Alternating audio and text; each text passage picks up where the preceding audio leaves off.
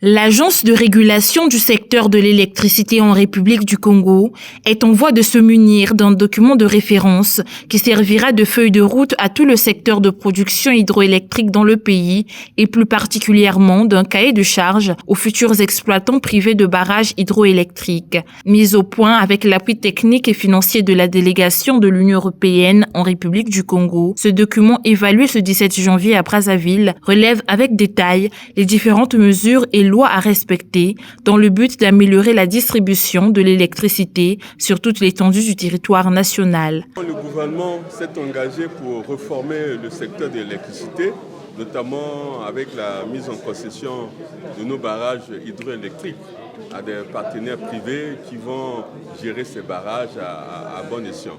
Alors dans ce cas-là, la conséquence c'est quoi? C'est qu'il faut renforcer les outils de contrôle de ces opérateurs privés qui gèrent nos biens, les biens publics. Alors, c'est dans ce cadre-là justement que l'ARCEL a bénéficié, en tant qu'organe de régulation, a bénéficié de l'appui technique et financier de l'Union européenne pour mettre en place le cahier de charges des concessionnaires de l'hydroélectricité.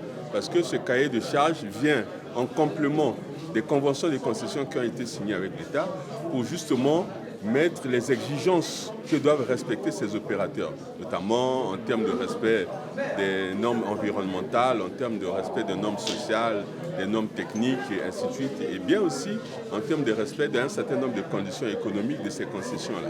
Pour rédiger ce document de référence, les experts en énergie de l'Union européenne se sont inspirés des technologies qui ont fait leurs preuves dans certains pays francophones. Ces procédures vont du choix des domaines à exploiter à l'installation des infrastructures adaptées, tout en tenant compte de l'impact environnemental et social, ainsi que des possibilités d'adaptation au Congo. Ils présentent également les différentes régulations techniques, économiques et financières, juridiques et celles du marché à imposer aux entreprises privées d'exploitation de barrages.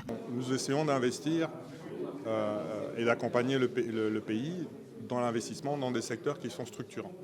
Le transport, l'énergie, la transformation économique, les forêts, etc. Alors ce séminaire s'insère dans le cadre de notre stratégie Global Gateway, qui est une stratégie qui vise à équiper avec des infrastructures de connectivité les pays partenaires, des infrastructures de connectivité qui sont résilientes, qui sont transparentes, qui sont durables et qui permettent de faire en sorte qu'il y ait une croissance économique qui ait lieu, qu'il y ait des emplois qui soient créés. Et dans le cadre de cette stratégie Global Gateway, nous faisons cette approche qui permet de ramener des investissements dans le pays, des investissements à travers des mécanismes financiers innovants, des choses qui sont un petit peu intéressantes.